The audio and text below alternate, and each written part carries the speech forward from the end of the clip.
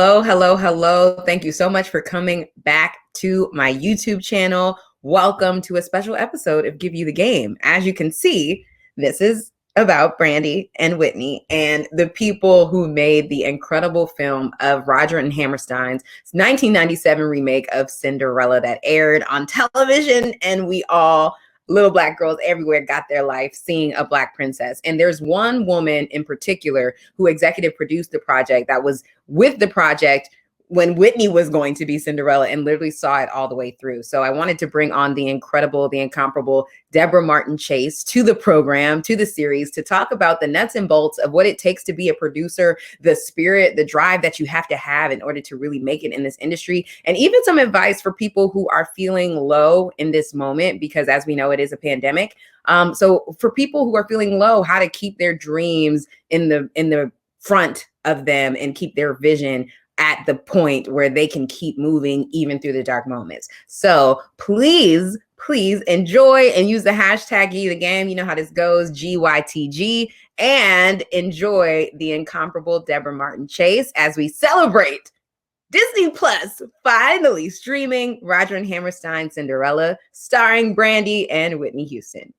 Hi, everyone. Welcome to Give You the Game with me, Gia Peppers, a very special edition, a very princess-like edition, because we have the producer of one of the most iconic remakes and films of all time, Ms. Debra Martin-Chase, with us. She has been in Hollywood for years and been building and creating, dreaming for Black women for such a long time and what that looks like on screen. And so I had to have her here this week as we roll out Disney Plus's finally putting on our Cinderella on the streaming platform. So we're so excited to have you. What a week. How are you feeling? How are you doing? What is going on with you?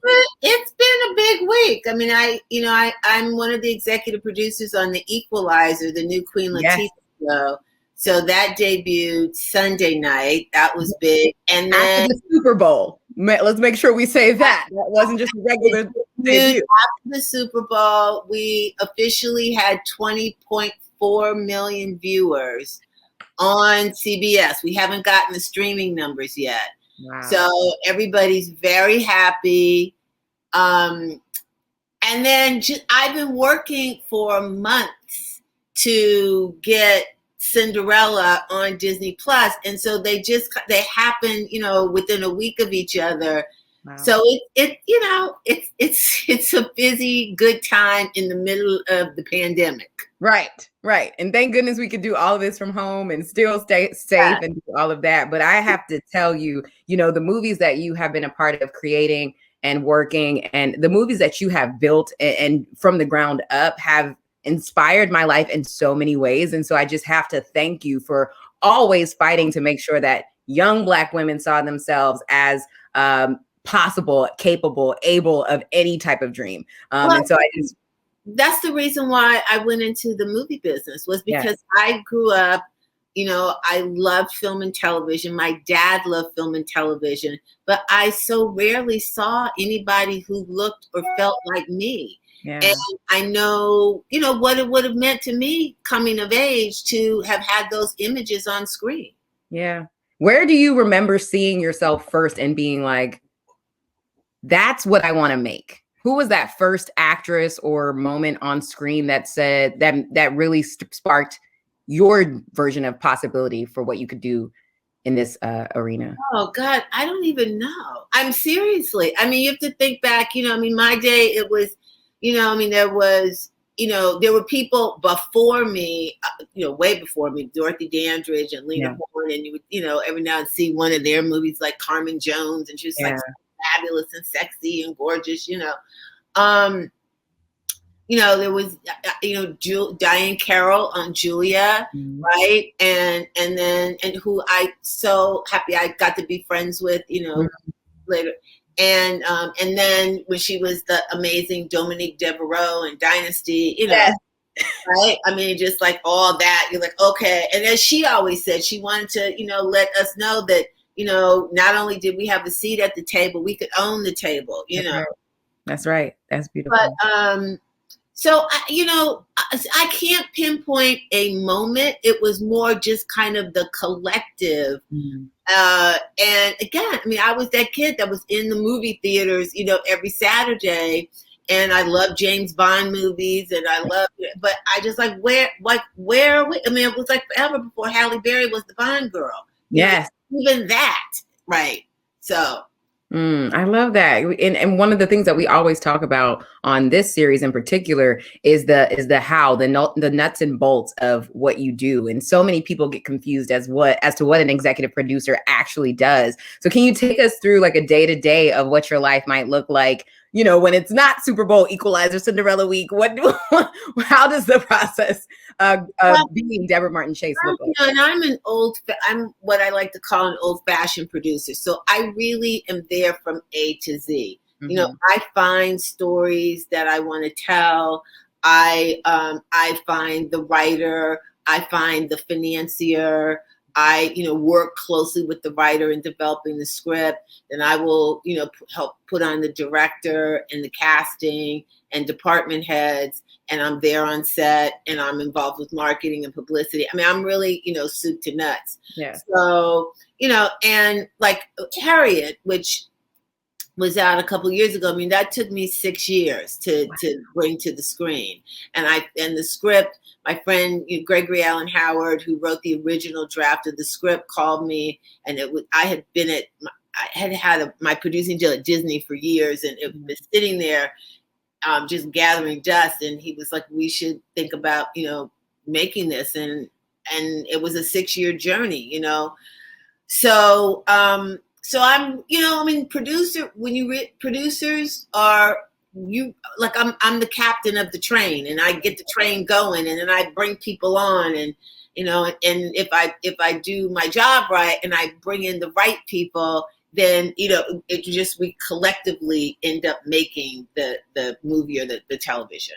And I think that's so great to talk about from nuts to bolts, but bringing in every single part of the film. The filmmaking process is a large scale thing. Yeah. Like, you need a lot of people, you need a lot of teams. There's a lot of moving parts. You have to deal with talent. You have to deal with contracts. You have to deal with a whole lot. And so for a producer, an aspiring producer, what do you think one of the most important skills is to have for an aspiring producer? What should they be working to build in their Rolodex of skills that will help them in their career?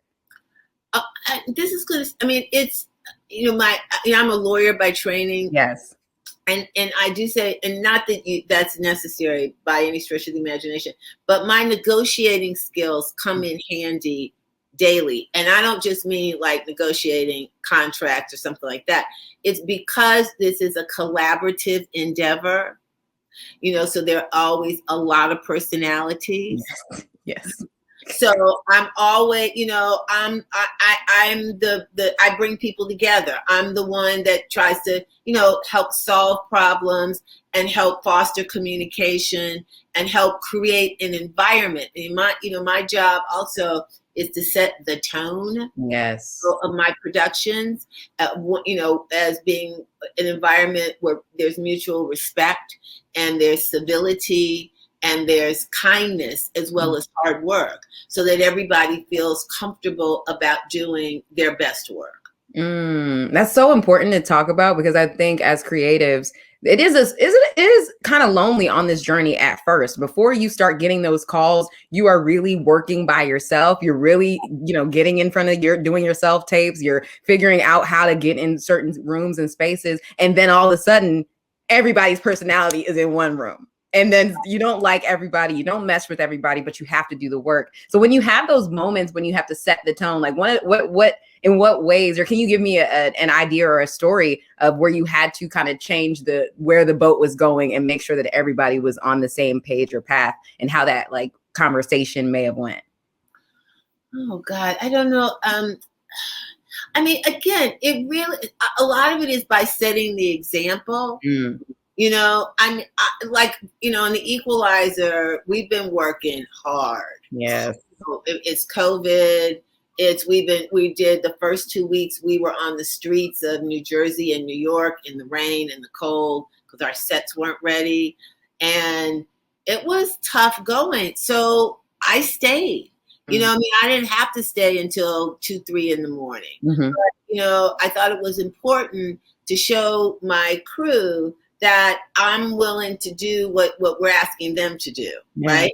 And I, you know, and just to make sure that people were safe and were, you know, as comfortable as possible under the circumstances.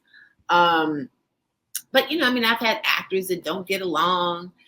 You know, I've had everything. I've had, you know, I remember, well, I shouldn't even say this. People know who it is, but they'll know who it is. No, I just remember it was a big thing. I was doing a big musical, and my choreographer and my costume designer just weren't communicating, and they weren't working together, so that the costumes weren't working for the dance numbers and vice versa. And so I had to sit them down. I mean, it's just stuff like that. But I mean, I can't even, it's a daily, it really is, it's a daily thing. So it's hard for me to, you know, pinpoint. Yeah. And I mean, look, I get it. We are all just trying to get through the day. It's a whole pandemic. And the fact that you were able to produce The Equalizer and make it a premiere at the Super Bowl, like, you've been having incredible feats for decades. And there's a comfortability that comes with owning your power that I think a lot of Black women are learning how to tap into. I think we are the first real generation of people who are constantly seeing wins and understanding greatness and what that looks like. And so how did you get comfortable? We talked a bit about how you were a lawyer first. And I know your first real big job was working with Denzel and running his production company. So how did you? Actually not. Was it? Who was no. it? Actually, I'll answer that question, then I'll tell you about my first job in Hollywood. You know, listen, I thank my parents for, you know, always telling me I could do anything that I wanted to do. I think, you know, I was a very successful lawyer, and I worked at big firms and big corporations. So it certainly reinforced my ability and the skill set. You know, like I said, negotiating and writing and just, you know, I was giving people advice on how to, you know, run their businesses and stuff. So I was at a point in my life where I felt I'd always had confidence in myself. You know, I always felt that if anybody else were doing it, I could do it too. Why not? You know, all things are possible. And you know, and listen, needless to say, there were many, many, many challenges along the way. You know, particularly when I got to Hollywood, there really weren't other women who looked like us who were doing what I wanted to do. And there wasn't, you know, I mean, Princess Diaries was really one of the first mainstream studio movies produced by a Black woman. Yes. And I'll never forget, I was doing press when the movie was coming out, and there was this white woman reporter from the Washington Post, and I don't know her name, but I don't never forget her. And she asked me, she said, "Well, because it's based on a book," she said, "Well, did you ever consider changing the main character, Mia Thermopolis?" And I looked at her, I was like, I'm sorry, I don't understand the question. Right. That's what she was saying. She was like, "Well, did you ever think of making her Black?" And she was like, "Well," I said, "No, I don't understand. The book is about an American girl who finds out she's a European princess. Why would I do anything differently?" And she just kind of turned red, you know. Yeah. But that movie was important for my career for many reasons. I mean, it was successful. I obviously didn't spawn a sequel, but it also was a signal to Hollywood that, you know, we can do anything. I mean, you know, it's important to me to make movies about people of color and about women. Again, that's one of the reasons why I got into the business. But, you know, I looked around from a business standpoint, and white people, brown people, everybody was producing Black movies. And Black people were only producing Black movies, and the studios were only making 2 or 3 of those movies a year. So by definition, that's not a business. Right. So I needed to expand my repertoire, and I beat up the agencies. I was at William Morris at the time, and I constantly was saying, "Well, send me what you send the white producers." you discriminating with me out at the very basic level, you know? And that's kind of how I got Princess Diaries. Wow. Wow. I love that you fought for yourself and that you always were like beating the pavement. I think people forget how much of it is like a day to day when you're in those pitching phases, showing up no matter what the no is, no matter what the circumstances. You're like, I'm gonna make this movie anyway. So you could be a part of it or you can keep it moving. And I think that determination really sets you apart in this arena and industry. But one other thing that I've thought about a lot more now, in retrospect, that it's an advice that I give. And again, because I come from a successful legal practice, I was a little, better situated. But I just accepted that it wasn't a level playing field, that the white men were getting a lot more opportunities than I. They to this day make more money than I do. Right. I mean, they just, and that also basically we started in the business. They started here. Like, how am I going to make a lot of money? How am I going to, build a business? And I started here saying, well, how am I going to convince Hollywood that a Black woman can be a mainstream producer? So but I just decided that I wasn't going to let their prejudices and their short-sightedness derail me, because I knew what I wanted to do. And you only have so much energy. You only have so much emotional, capacity. And if you waste it on being negative and feeding into others' misperceptions of you, of us, then you're wasting valuable time and energy that you can spend on, going after what you want. Yes, the energy portion is really important because we only have so much to give. We're still human beings. I think people often, like, when people become creatives, producers, actors, they forget the human side. Like, people go through things when they're on set and they have to turn it off and just go and figure it out. Yes. When they get there. Yes, absolutely. Like, incredible.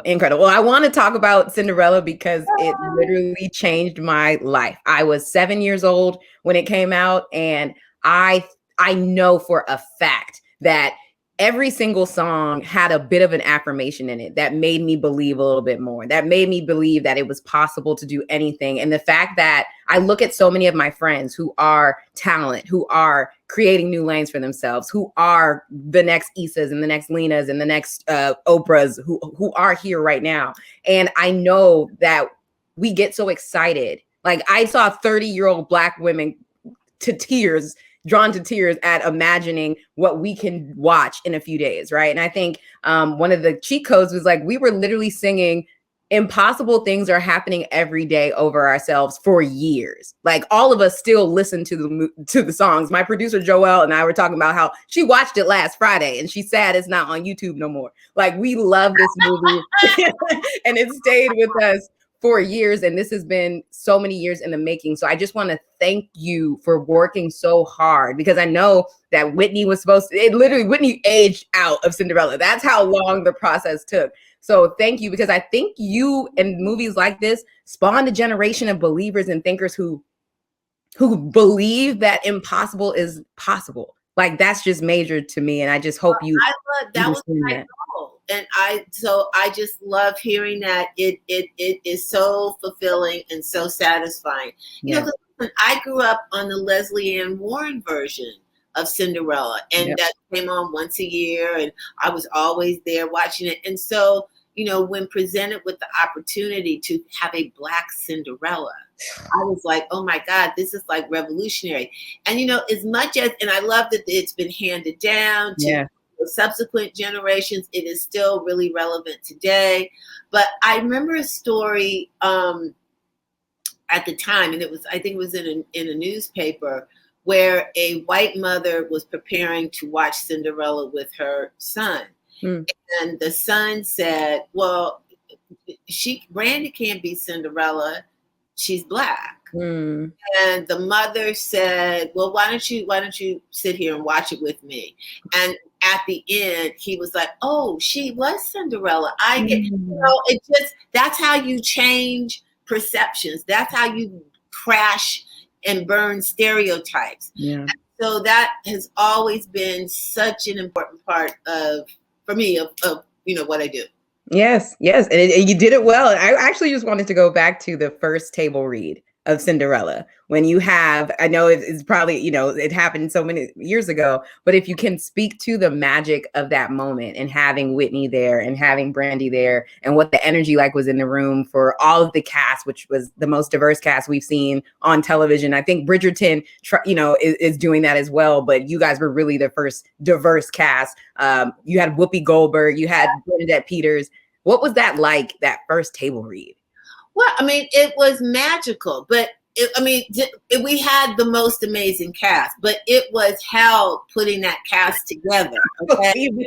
So it was so by the time we had the table read, it was like, icing on the cake. Mm. But I can literally remember, because we had a ticking clock, we had an air date that we were backing into, and we had, we obviously, and we had, and as far as the wonderful world of Disney was concerned, they had Whitney Houston on primetime television. So that was like, that in and of itself was an event. And so the it's not colorblind casting, really, it's multicultural casting, because it was a puzzle. Yeah. And every time we cast one person, then that would determine, what other ethnicities we would go to, and it was interesting. So the stepmother was really hard to cast, because so a lot of the white actresses did not want to be mean to the young black. Oh, I get that. Right. And but finally, my producing partners, the late great Craig Zaden and his partner, Neil Marin, we finally convinced Bernadette, look, you got to look at the bigger picture here. Like this is, if we pull this off, it's going to be monumental and game changing. And she thankfully understood what we were trying to do and signed on. The first one to sign on was Jason Alexander, because he was at the time on Seinfeld, and he had a background in musical theater and theater. And so for him to do something that was so different from George Costanza, he jumped at the chance. And so that kind of broke the ice. Whoopi, we had gone to early on. Whoopi was one of the first people, if not the first people we went to play the Queen. And she was busy. And she said, you know what? I can't really commit to this now. I have some things, that might happen. But if you get stuck, towards the end, come back to me. Wow. We were stuck. We went back, and, gratefully she said, yeah, she was amazing, And then once we had her, then we wanted to do a white king. And Victor Garber was, a king of Broadway. Mm-hmm. And he signed on. So, I mean, every role has its story. Paolo Montalban, the Prince. I can remember sitting in 2 days of auditions in a room off of Times Square with Craig and Neil, and literally we wanted him to be of color. We saw every Black, Asian, Latino actor that could possibly be right over the course of these 2 days. And literally, Paolo was the last person on the last day. And we're at that point, we're like, oh my God, we haven't found him yet. Wow. And then Paolo walked in and opened his mouth, and we were like, like you're looking at each other like, oh my God, this is it. He's perfect. He legit is perfect. He was my first non-Black crush. I was like, oh, let me find out. He is so fine and so talented. And they look like such a beautiful couple together too. So I was just like, I loved that. And before I let you go, the last question that I have for you is, you have set the tone with Cheetah Girls, Princess Diaries, Cinderella with Brandy and Whitney Houston, so many incredible films, and now The Equalizer, that put Black women in the center of the conversation, in the center of dreaming for anyone who is in a low spot, because we are in a pandemic and it is scary and there are so many things happening. What advice would you give them about staying on top of their dream and getting back to dreaming if they've had trouble navigating dreaming right now? Listen, I think we only have one life to live.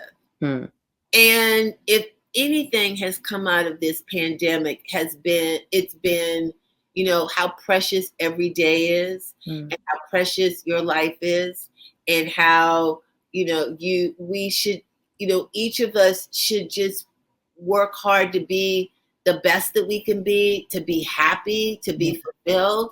Because first of all, if you don't do it for yourself, nobody else is going to do it. And again, every day now you pick up the paper or turn on the TV and somebody else, we lost Cicely Tyson, Hank Aaron, it's just Mary Wilson yesterday. I just had a dinner with her a couple of years ago, and she was vibrant and beautiful and singing.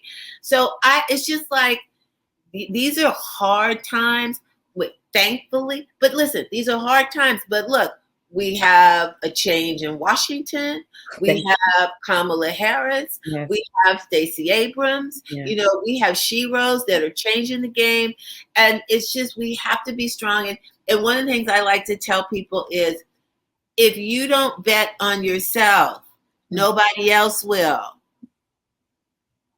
That is it. Like, literally, if you do not bet on yourself, no one else will care. No one else will get it. If you don't walk into the room and believe that you belong there, they're going to forget you were in the room in the first place. Like, I totally believe that. And you said sheroes, and we have Stacey, we have Kamala, and we have you. So thank you so much for all that you have continued to do for us in Hollywood. I have a space in Hollywood and a lane in Hollywood because I believed a little Black girl with braids, who is now a bigger Black girl with braids, could be on television and could do things that big, because I believed in impossible things that are now possible. So thank you so much for that. And just thank you for everything. Y'all make sure you support Miss Debra Martin-Chase on anything she does, okay? The Equalizer is out now, so tune in to see Queen Latifah.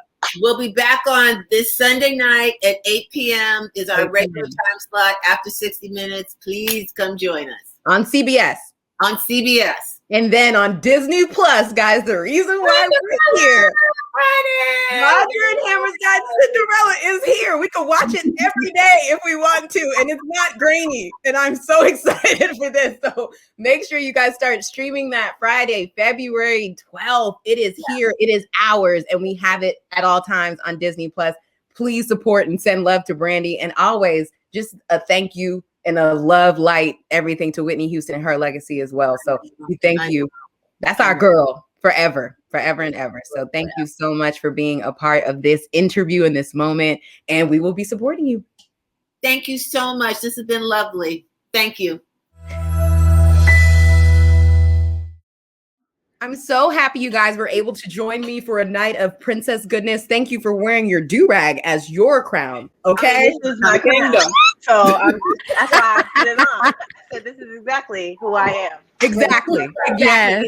And Danny, I see your sparkly realness, and I appreciate you. Look at the sleeves. Look at the sleeves. Yes. You get into it. Why did I don't know why I did that, but and Joe has on a fur as well. Thank you so much for your tiara and your crown. I am so serious. And then Gretchen, I see you with the sparkling my baby. I mean, it's the diamond. Wow. You know this movie. I must do the utmost, darling. Darling! I get it. And so I wanted to talk to you all tonight because this film came out in 1997, and we were all little girls. This is over 2 decades ago, almost 2 decades ago at this point. And I think one of the things that I noticed is that, like, there are so many more people who dream bigger at this point. And I really believe that, especially for the Black girls who watched it, we were able to see something that made us believe that impossible was possible. And so I wanted to talk to you all about, like, what it was like for you all to see this film at first. How did it make you feel as a young Black girl watching a Black princess and a Black fairy godmother on TV? And I will start with you, Scotty. I mean, first of all, I have always been super, super obsessed with Whitney Houston since my mother. You know, my mom put me on, and I just couldn't stop obsessing. Yeah. So to have her as a fairy godmother, I really thought, like, in real life, at 7 years old, I was like, that's my fairy godmother. And I mean, the voice is sent from heaven, so it just makes sense. But, you know, Brandy showing up as a dark-skinned girl, you know, seen as a princess, was something that I never thought I could even give myself the permission to dream of. Wow. You know, I think I thank like the movie for giving me the audacity to think that I could be a princess. Yes. So I loved everything. The music, and you know, Brandy as the vocal Bible showed up. It speaks. Just look at the material. It just makes sense. It was the best movie ever. I watched it over and over again, but I was mostly there for Whitney Houston. I love her so much. I love her so much, and I know just yesterday was the anniversary of her passing. Yes. So this really, you know, it comes at a great time so that we can celebrate her life and her legacy, which is still here. So yeah, absolutely. I love it. Absolutely. Thank you for that beautiful answer. I want to love her, y'all. I love her.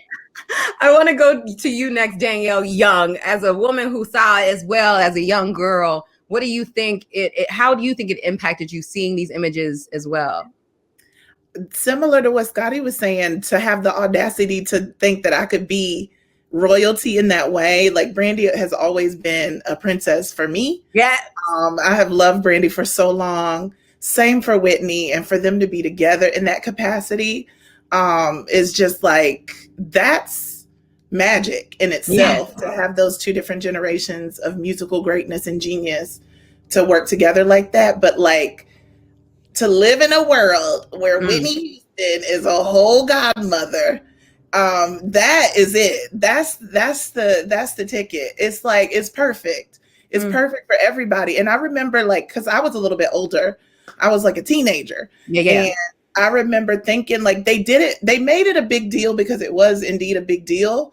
But the diversity of the cast was such a pedestrian, like, it's the kind of thing that Shonda Rhimes is doing now, and people are like, oh my God.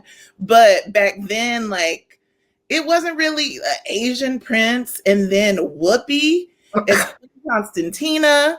Like, now what the way this got Whoopi, Whitney, that's how I feel about Whoopi. Yeah, like, she represents so much possibility as an EGOT. And just to see her in that space as well, I just was like, oh my God, Whoopi, like, what, as a queen. It makes so much sense, and it just gives like little girls that look like all of those different Black women the possibility of seeing themselves in those roles too. And shout out also to our girl Natalie Dessler, rest in peace. Obviously, I'm a big girl and I always go for the big girls, but like, to see someone like her as well get to show off her chops, comedic actress, be cute, be funny, be evil, you know, as a stepsister. I just was like, yo, thank y'all for creating that. Oh, yes, you get it, Joe. Speaking of Joe, Joelle, what did you think? And I need you to tell people when the last time you watched this film was before they announced it was on Disney+. Okay, so first of all, I watch the film once a week religiously till this day. So I was watching it on Thursday night. The announcement came out on Friday. I went to watch it again Saturday, and they had removed it from YouTube. So I'm so excited that it is now available on Disney+ to stream whenever I want to. But no, and I think I know I'm the youngest out of this group. And so for me, I was 2 when this came out. Wow. I have lived by it ever since. I think, first of all, it just is a reminder of my sisterhood with my own sister. Like, this is something we used to sit around on VHS and watch all the time. And then in college, it's something I watched with my roommate, or made my roommate watch literally every night. Had it on DVD, literally watched it all the time. So for it to now be available to the world to stream whenever is such a beautiful thing, because honestly, it is just an inspirational movie for all young women, not just young Black women specifically, but just young women in general, young men too. When we talk about the diversity in casting, anybody can see themselves in any role in this movie. Yeah. And I think that's such a beautiful thing. Honestly, and this might be a little bit of TMI, my very first tattoo was on the wing of my fancy I can fly anywhere. So like when I speaks to me on like a spiritual level, it is so inspirational just to think that no matter what I set my mind to, I can accomplish. And you will hear a note from the executive producer later, and she just speaks to the fact that that's exactly what it was supposed to do, inspire little girls like me. So thank you for putting this together, Gia. And I just absolutely love the film. Well, first of all, before I move on to the next panelist, this would not be happening without Joelle. So please, thank you for actually, I don't know how to work none of this. Okay. So thank you for working this so I don't have to mess up in real time. I got you, sis. Thank you. Thank you. Mama, I know that you wasn't as obsessed as the rest of us, but I know you still appreciated the film and stuff. So what do you think about? Listen, I love this movie. I'll tell you how it affected me when I was young is that the first time I saw Brandy in this movie, I wanted box braids. I was like, yes, I want my hair just like that. I had never seen a princess with braids. And I was just like, and you know what energy it gives? It gives Hallie, you know, right now with her about to be the Little Mermaid and what her locks are going to represent for a bunch of little girls who are going to say, yes, my locks are beautiful, or yes, I want locks like Hallie. And I can't wait for that. I can't wait for a bunch of Hallie little girls to be inspired 10, 15 years from now talking about how they saw her as Little Mermaid. Like I can just see the ripple effect of that. And I just appreciate moments like these where we can just reminisce on them and also predict like the next wave of it that's going to happen in the future because of shit like stuff like this. Sorry, I'm cussing. That's so funny. I was sitting there before this, like, how can I swing my cornrows to make me look like Brandy too? Thank you, Damo. And then the last person I wanted to talk to was the person that we used to watch this every single night of our lives. My real life little sister, Gretchen Peppers, is here, aka Gretcharella. I wanted to talk to you about what this movie meant to you and that as well, and all the same things that I've asked all the women here today.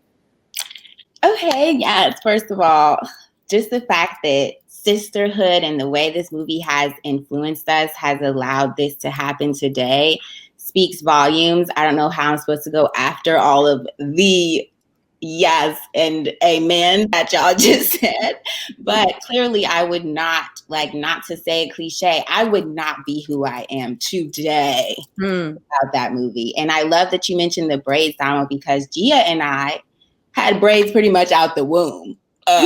Period. Gail said, put that in the description. Don't take it out. And just for us to be affirmed, like, yeah, I've actually been over here tearing up, which is kind of crazy because it's allergies, but I'm also like, am I really subconsciously crying? Because don't blame allergies, sis.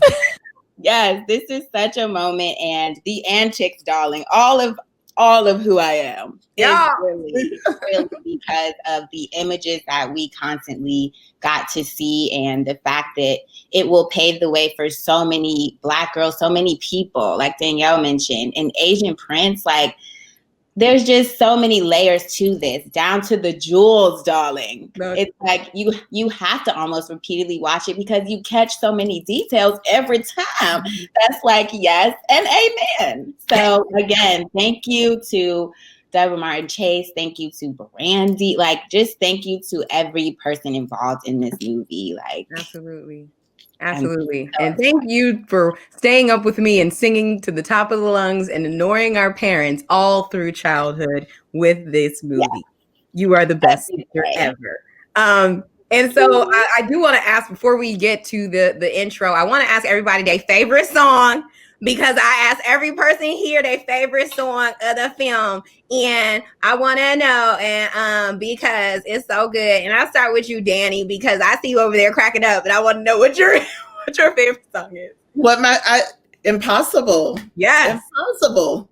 Things are happening every day. Every day. It's a whole mantra. See, I love that. Damo, DJ Damo. Golden carriage, impossible.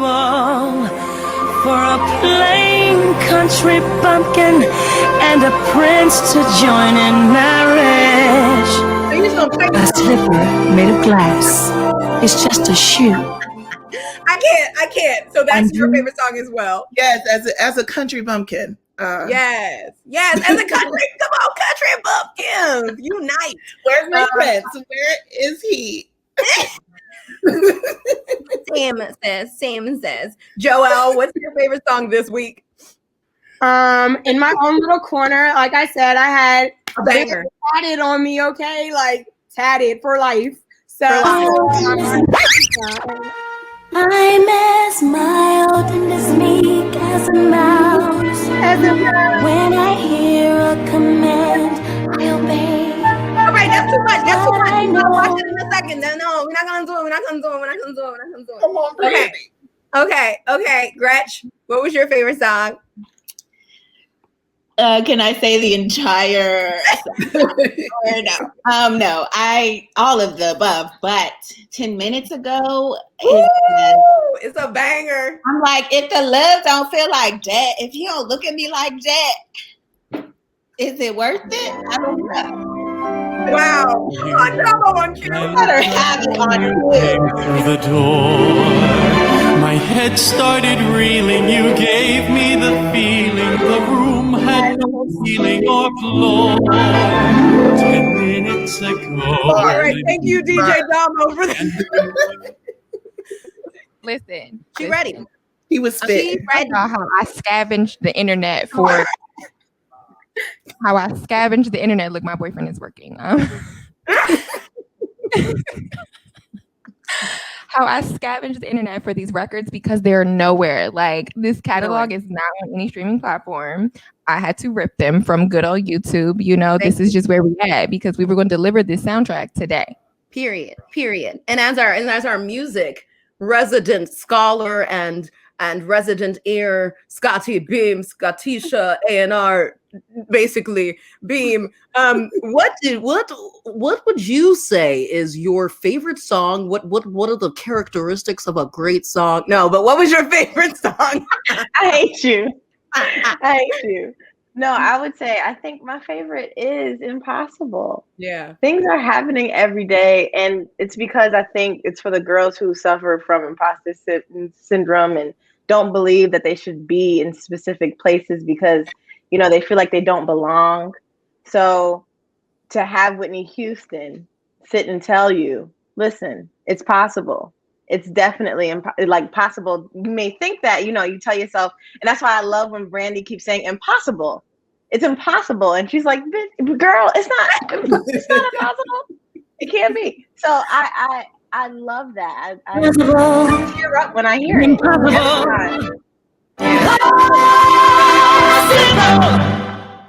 Yeah, exactly. Yeah. I love it. Speaks to my heart every time. Every time. I totally agree with you. Gia, what's yours? My favorite song today, I truly love the it just left my spirit. What's the song? Right before they're getting dressed, they're going into the ballroom. Joelle, you know it. Falling in love with love. Love is falling. But the one right before that. They're getting dressed for the ball. I suppose that when you come to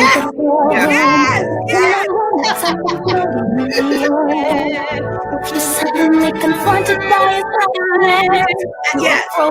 statue on the stair. A lovely night, girl. Hello,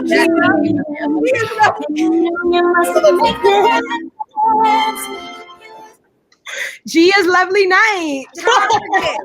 I done forgot the whole thing. That's how excited I am. Well, thank you all for joining my lovely night. My GP's having a ball. Thank you all for being here. And I want to thank my friends for being here today and sharing those beautiful sentiments. I love y'all so much. And the reason why I want to have y'all especially is because I really do believe we're products of what happens when you get to sing impossible things are happening every day over yourself for years. right? Mm-hmm. Hallelujah. I think Amen. that at the end of the day, what we are products of is people who decided to dream and then actually went for it and believed in it. And I think there's so much power in just belief, which is why I don't mind when kids believe in fairy godmothers and believe in Santa Claus, because you have to believe in things that you can't see in order for them to come into fruition. So the practice of faith, absolutely. Exactly. So at the end of the day, if they first meet Santa and then he turns into God, that works for me. You know what I'm saying? So I'm like, look, now I get it. I ain't gonna preaching on this here Friday, but that's all I know. And I really wanted space for young black women of any ages. I know there are moms and daughters on here tonight. Thank you all so much. I think the most fire part about this is that mothers can watch this with their babies and have that same feeling with them and pass this on to a new generation. And hopefully they will continue to pass it on. So we all know the power of belief, the power of believing in possible, because impossible things are happening every day. And so as we throw it to the movie, I just wanted to thank everybody here. Again, I am doing some cash giveaways if you are in your princess realness. And it's, again, you can make a look out of things. If you don't have a tiara in your house, it's fine, but you can give us princess realness. Use the hashtag GP is giving a ball on Twitter or Instagram. I'm gonna come check you out, and I will be selecting some winners, and you guys will be winning some cash. A do-rag is a tiara, guys, just in case you need. It is a tiara. You can wear it if you're stuck at your boyfriend's house, please. A do-rag is a tiara if you come through like that, okay? Like, and so, yes, this party again was for the princesses who were dreaming then, who are now the queens that are living those dreams. So I'm so proud of every single person here. Y'all are incredible. Thank you for being here tonight. And as look, okay, I had a plan and I had a moment and I had a word and I was like, I need to have a party. It's too many queens that are living their dreams. We got to celebrate it. So this is about us. This is about Brandy, Whitney. This is about Natalie. May she rest in peace. And this is about Debra Martin-Chase, who I got to interview, and you all be able to see that interview tomorrow. It's a special episode of Give You the Game with the Debra Martin-Chase, where she talks about the practice of producing films, but why this film was so important. And so she wanted to give us a special message. So before we get into the film, please check out Debra Martin-Chase, and all the queens said, what's up? And we're going to get ready to watch the film. We'll see you guys later. Thank you for being here. Good evening. And I am so happy that tonight we are all celebrating the fact that Disney Plus is finally featuring Rodgers and Hammerstein's Cinderella. This movie is so special to me. I came out November 1997. We received 7 Emmy nominations. We won one. 60 million people watched it. And it was so important for me as a producer because I know what it would have meant to me to have had a Black Cinderella when I was growing up. I grew up on the Leslie Ann Warren version of the movie and watched it every year and couldn't wait because the story of Cinderella is magical.